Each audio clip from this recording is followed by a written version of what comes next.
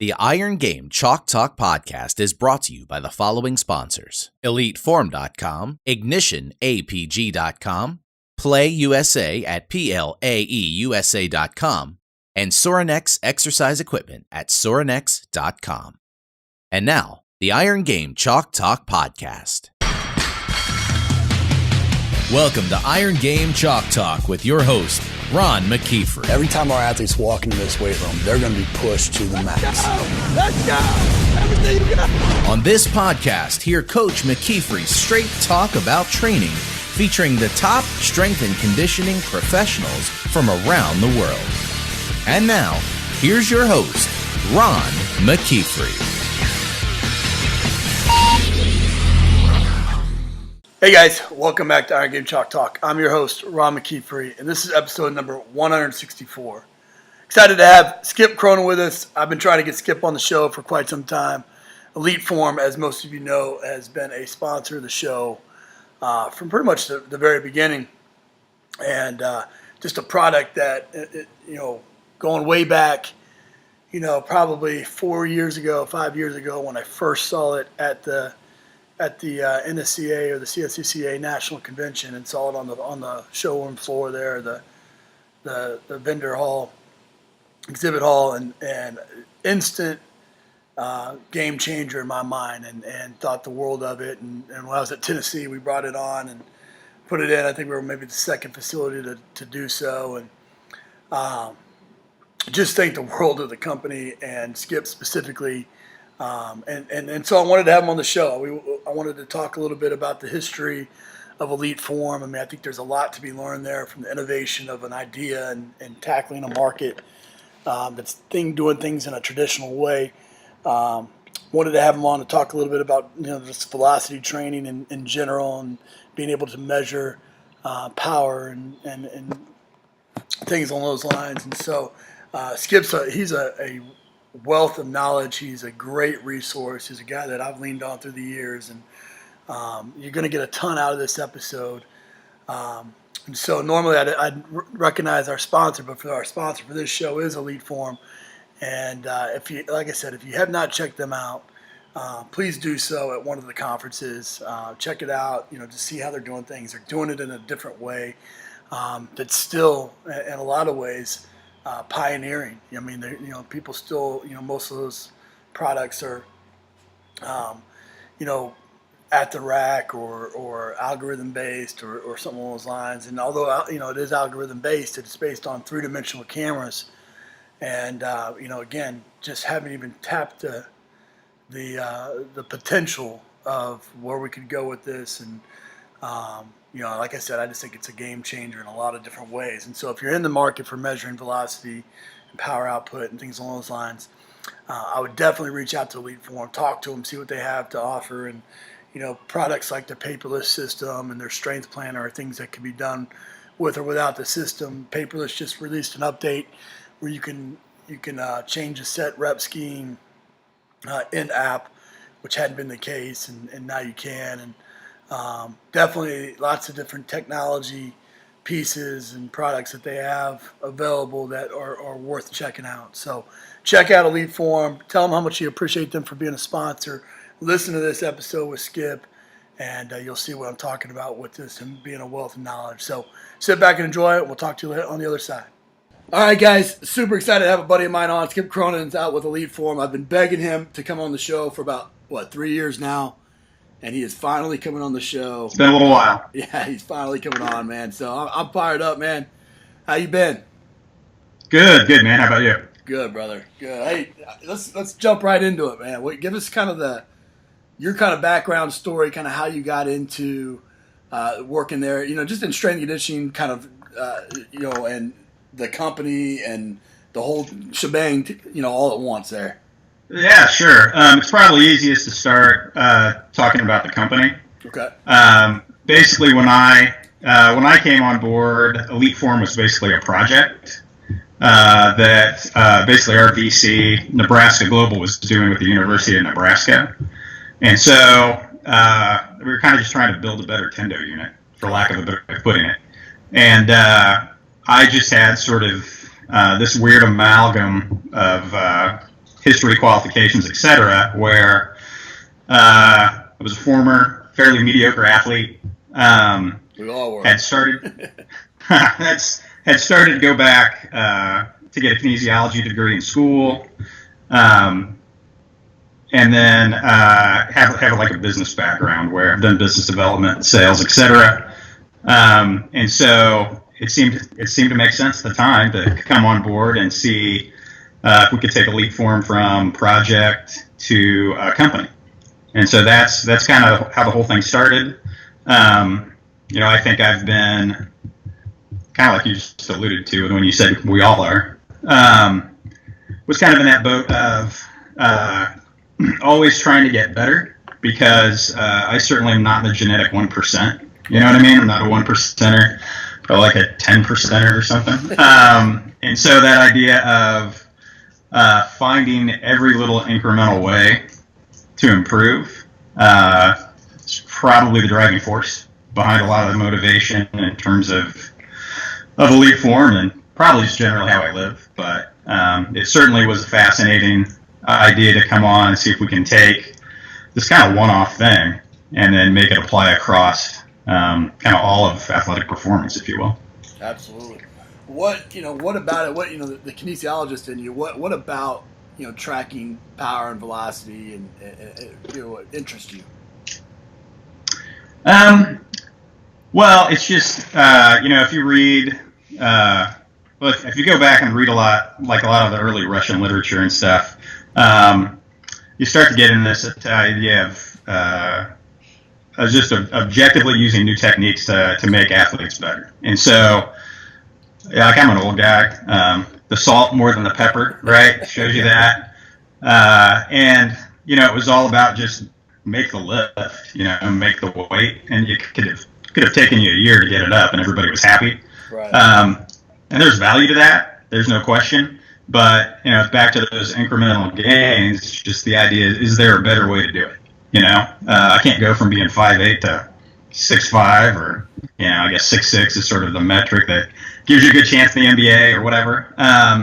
You can't affect those things, but training with power and velocity, and just other incremental gains across training is kind of begun the fascination. So then I'm kind of one of these people that I'll get hung up on a subject or hung up on an author, and then I'll exhaust like everything that person has written, right? Which makes you good at certain things, and it gives you like black holes in knowledge on other things.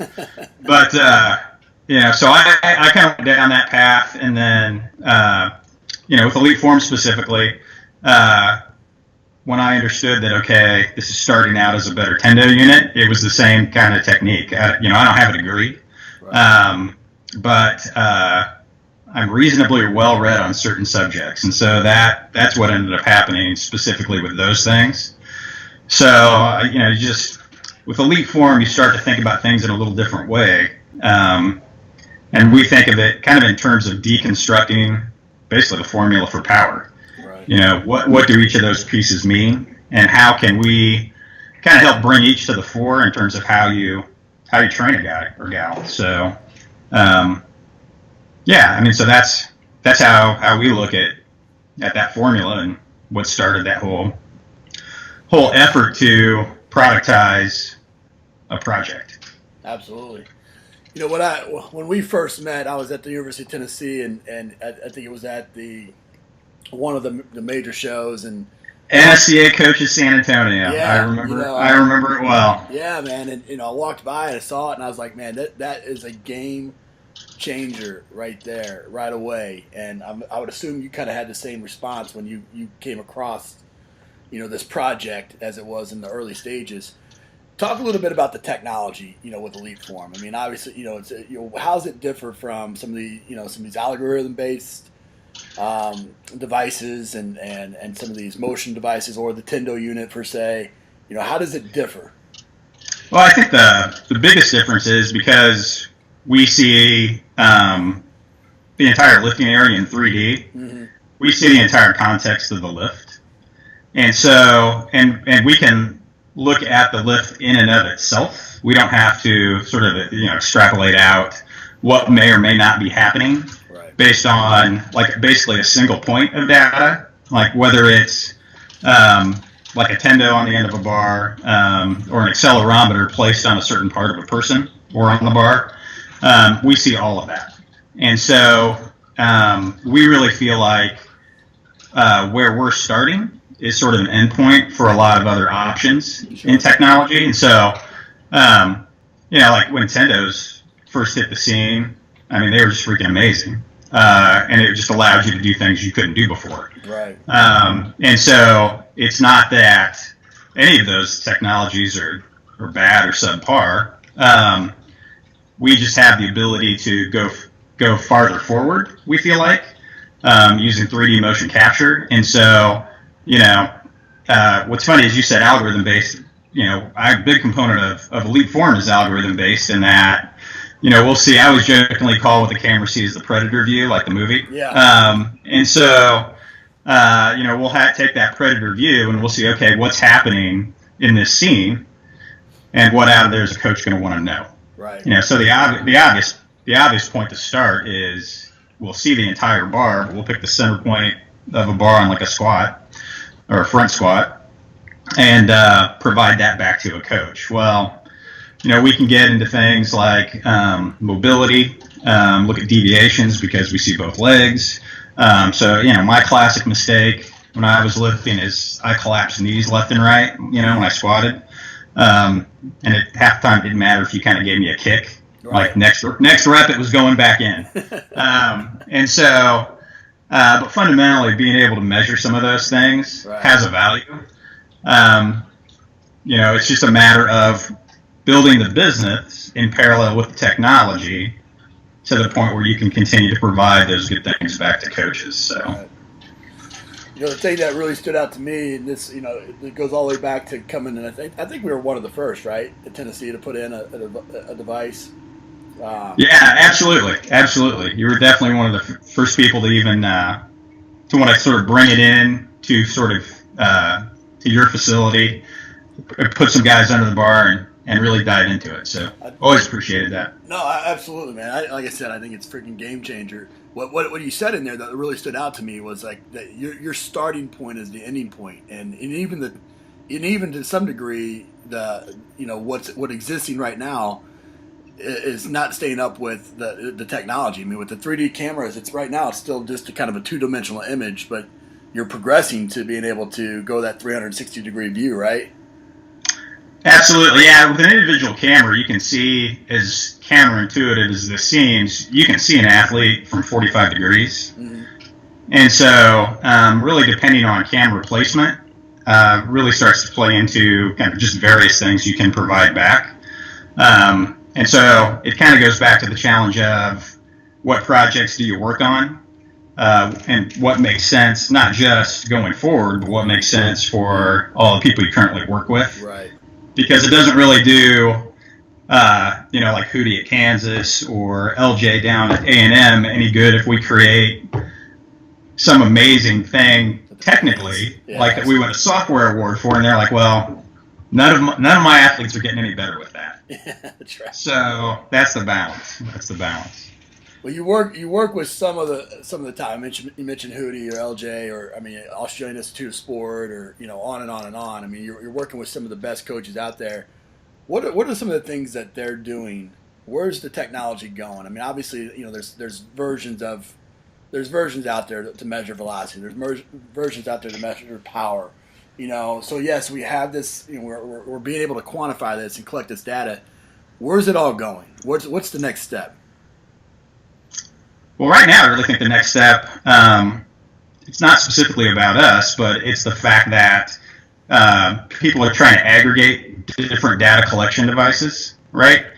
So they can get I always call it a single source of truth of the athlete. So one of the things we just did is we released an API basically so that our data plays well with other people's data. So, while we think we've got a pretty good technology going, we're not everything to all people, nor should we be. And so, to me, the easy example is like GPS information, right? If you and I are talking about your guys, we want to know what they did, like what their workload was out on the field, Right. and we want to know what their workload was like in the in the facility. Right. And so we're never going to be able to measure anything that's out on the field. Infrared doesn't play well with the sun, you know. Right. So those things have to be combined. And combined in an efficient way where you're not spending all day looking at spreadsheets, Right. Or bouncing around to 5 different tabs on your computer. And so, this kind of combines like the business side with the athlete analytics side. But to use a buzz phrase, I guess, it's an emerging market. Mm-hmm. And almost all emerging markets have a lot of players, and then the better, and I'll throw quotes around that, right? The better players kind of tend to find themselves at the top and then end up aggregating to some degree. And so we're trying to be a great tool. Like we don't think we're the smartest guys in the room every time we walk in somewhere. So we're trying to make sure that our business as well as our technology works well with other people. So that's, I think, going to be what you see happen in the next couple of years. And it already is kind of playing out. Like we released our API and had like 5 different companies reach out to try to say, okay, yeah, we would like, sure. We think our clients or we know current clients, right, want to combine that data.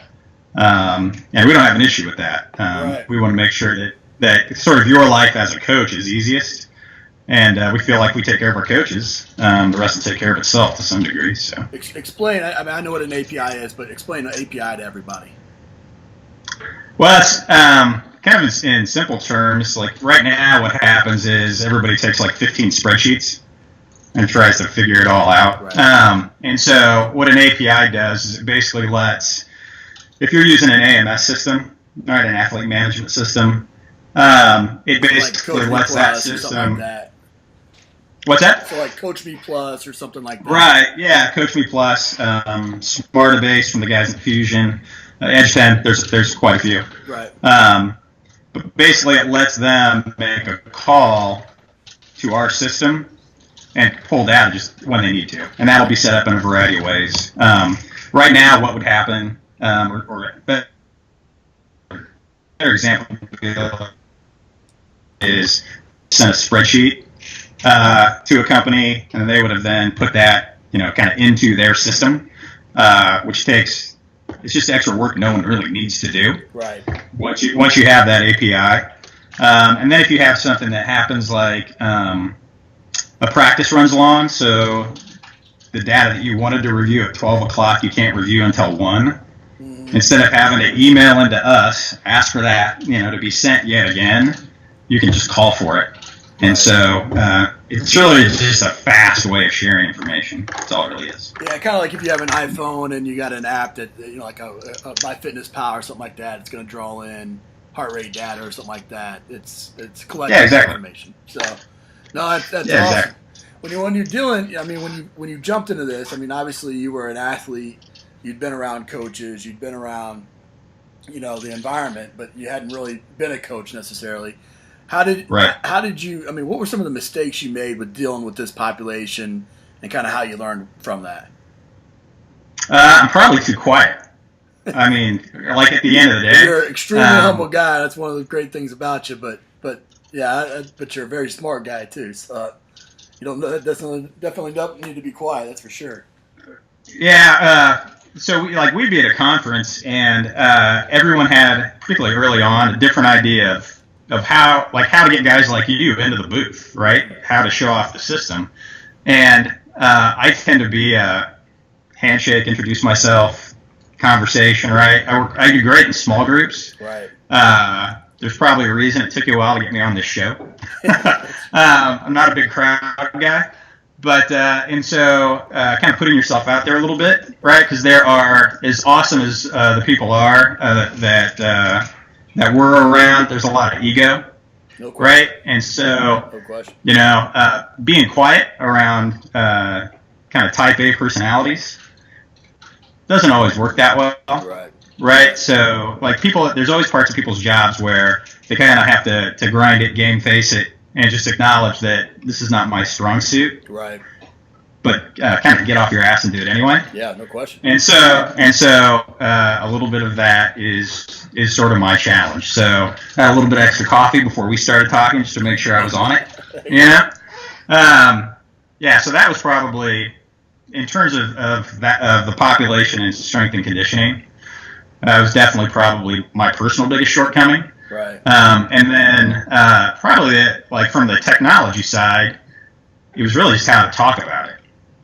So you can sort of talk the air out of the room about our system and do it in a way where it really is not going to get anyone engaged in the conversation.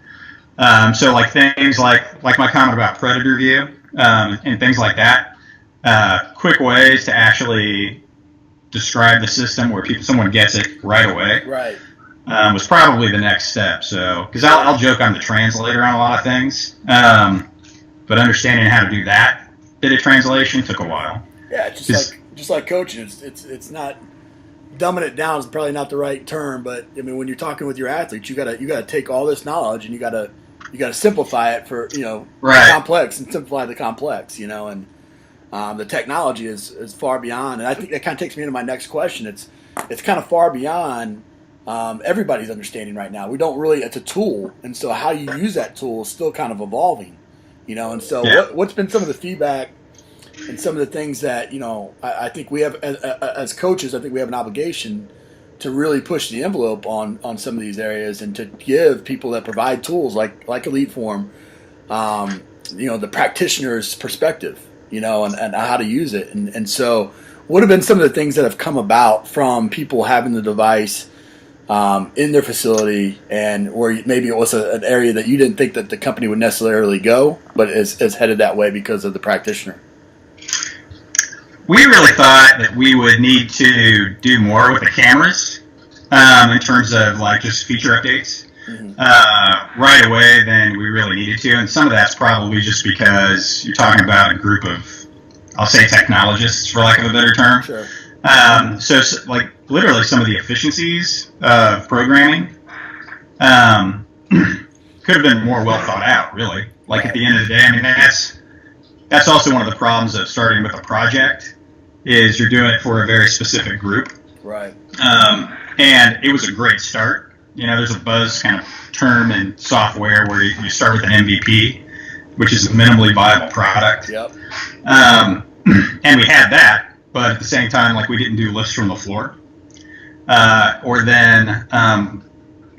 this is still true to this day, like, we don't play well with athletes who are in more than one sport. Huh. But it's not fine in high school. Yeah, that's right. So yeah, in terms of, funny is, when you think about how EliteForm could scale as a business, making it scalable actually kind of speaks to the different challenges coaches face at different levels. So in high school, you're dealing with larger populations most of the time, a lot of crossover athletes, and we're really not that efficient in terms of how we program with Strength Planner as we could be. And so literally we're working on that right now. At a college level, one of the challenges is, if you look at NCAA regulations, you got 45 minutes, right, in terms of a session. Right. So you don't need to be hitting an EliteForm tablet 15 times, right, for one lift. Right. So kind of knucklehead proofing what athletes see, because Sure. you're not trying to turn those guys into kinesiologists, Right. at least not yet.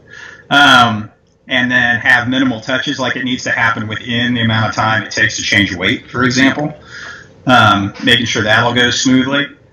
But then on the flip side, what ends up happening is, after someone's had the system for about a year, their athletes get it, right? At least the ones that are coming back, and now they tend to want to show people. Coaches. Yeah, well, everyone now they know enough where they want to show people, they want to show their athletes a little bit more, Right. Or then, and I think this makes a lot of sense. They'll grab a hold of one particular metric, right? And they start doing a deeper dive on that, and so that usually ends up becoming some sort of request to us, whether it's a different report, a little nuance, off a feature we already have. Like basically, we just released Power 1RM. Yep. It's just a basic feature that we'll literally, we're already working on making it better, even though we just released it. And so what we saw happening was at the end of about a year, instead of talking in tonnage, coaches started talking in watts. Right. And so then actually looking at watts as a core metric in terms of evaluating a guy as opposed to load started to make sense to coaches. Absolutely. But we never show that on the screen. We never show that to the kids, right? You can set like a little threshold, Sure. but it's not popping out at you. And so now we're actually changing what kids see at the screen. Yeah, that's awesome. Which is a new step for us. Like we thought that would be pretty static for longer, but our coaches said otherwise, and that's what it's all about. So I know when you released it, I thought it was freaking phenomenal. Yeah. Talk a little bit about, all right, so the different products. You got Power Track, you got Strength Plan. Kind of go through and kind of what each product kind of does. Sure. The easiest way to talk about that is sort of just the workflow. Sure. So we have a database that coaches log into. It's called Strength Planner, and it's basically where you write workouts.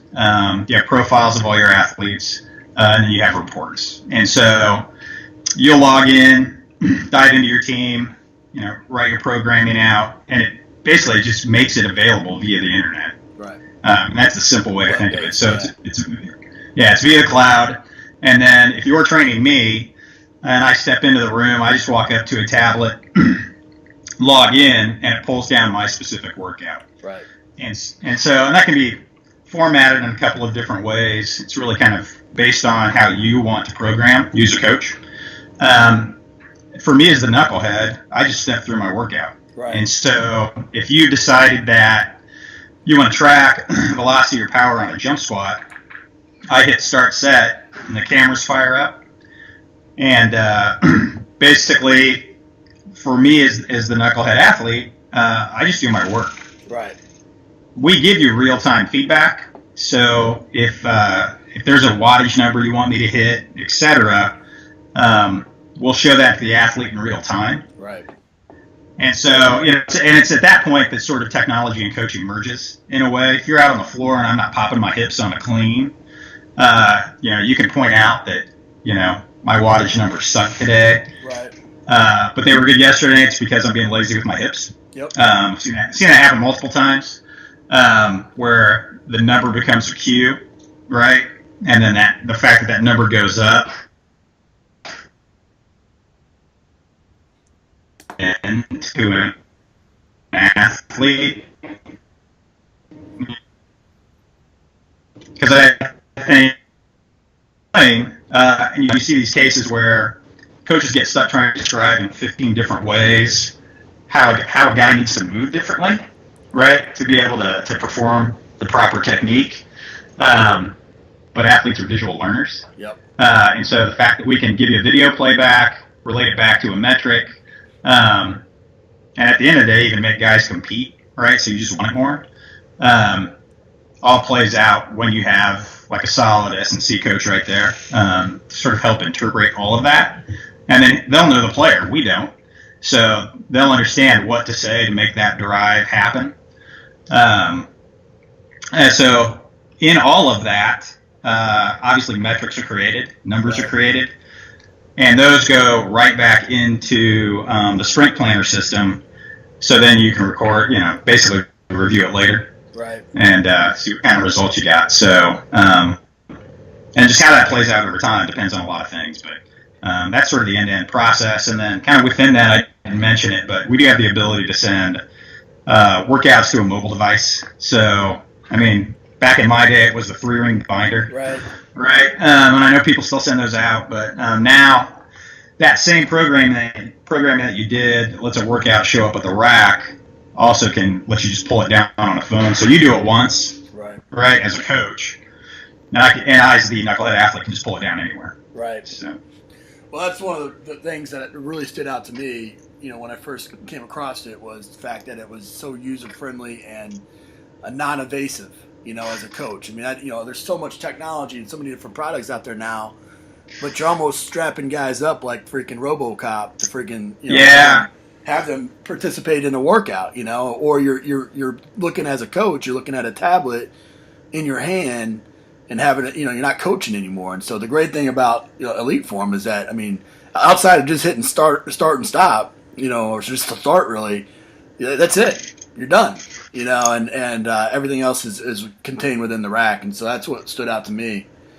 What have you found from a feedback from coaches in terms of that competitive standpoint, in terms of, obviously anytime you add that technology piece there, you add a quantifiable piece of data, the great thing about athletes are that they're competitive, and so, I think that's obviously a heightened advantage, a heightened ability to be able to motivate your athletes. Have you come across any research that supports that, or what have you found just in your journeys as through these different facilities? Well, the cool thing about like a lot of the coaches we work with is they send me stuff all the time. Right. So it's not just, hey, here's an idea for you, but it's literally, hey, we were thinking about this. It came from this white paper. Give this a read and see if it's something that makes sense to you. So, like on the competition side, like the guys that are at Vandy now, James Dobson, Tyler Clark, they were looking at competition and how to kind of heighten a lot of what they're doing in the room. And like really simply, we took your 1 rep max, and then basically we put you in a lift group. And so like Ron McKeefery and Skip Cronin could lift against each other. You would crush me on any given day. But we're really lifting against a percentage of our 1 rep max. Right. And so I can't remember who the author was, so I apologize for that. But this paper that they were looking at looked like pretty good. Looked like it was a pretty well thought out study about the idea that you get a 6% bump across your athletic performance if people had a legitimate chance of winning the competition. Right. Right, so if you and I go against each other in tonnage, I know I don't have a chance, so I don't get that motivational bump. But if it actually ties into our 1RM, right, then I do have a chance, that's right? Yeah.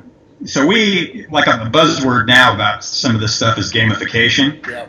So, there's kind of a gaming aspect to it, which I often don't know how I feel about it when that comes out of my mouth, but it's true.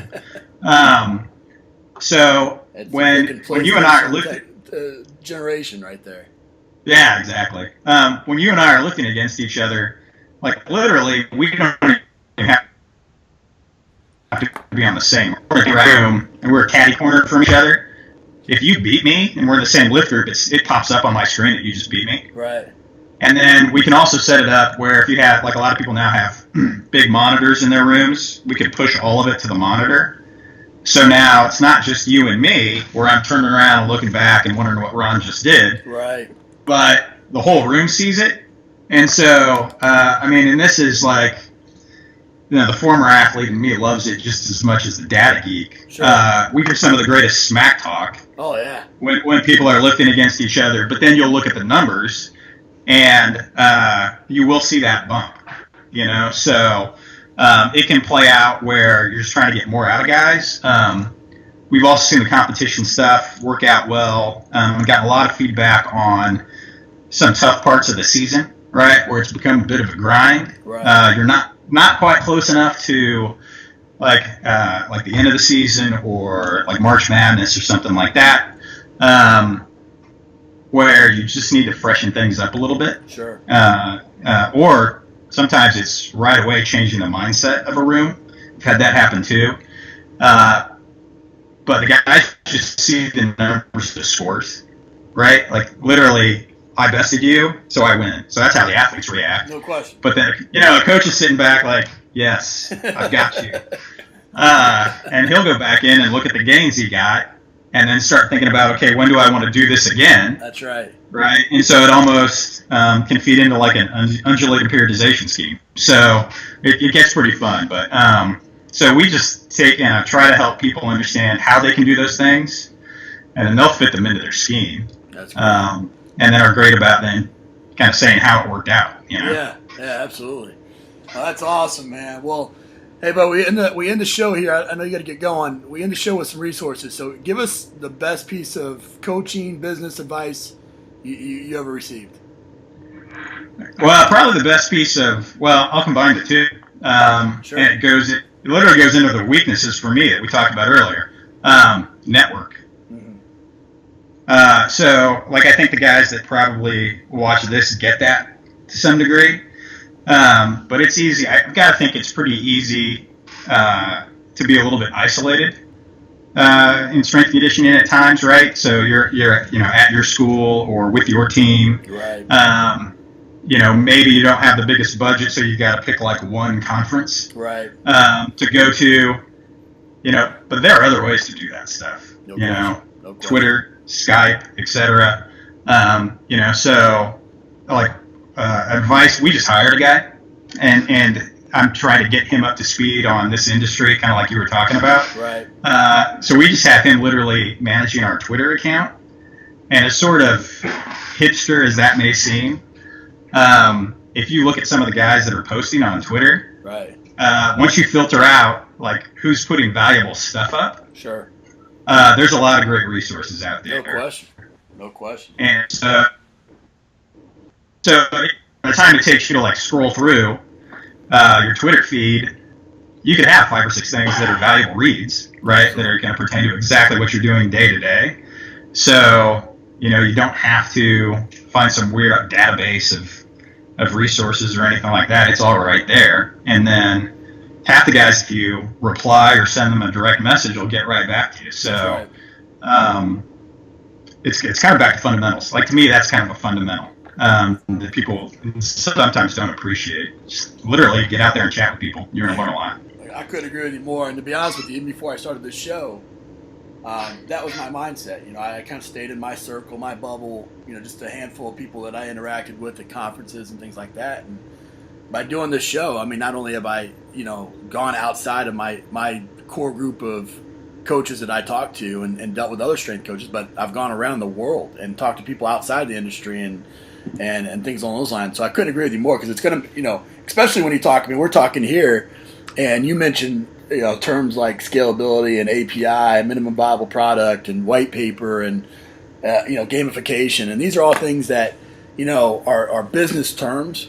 But if you learn what they mean and find a way to apply it to the strength and conditioning world, there's so much you can do there, and you can become so much more efficient and really challenge yourself in a different way. And so I couldn't agree with you more. What about a book, app, and website recommendation outside of EliteForm, of course? Yeah, what's funny is I read a ton, but I haven't. Most of the books I've been reading lately, I was a philosophy major. Yeah. And so Awesome. I kind of sat here thinking, I don't know if any of those apply, but actually I'll throw this one out. So The Will to Power by Friedrich Nietzsche is a great book. It only sort of via analogy, right, is about strength and conditioning or athletic performance.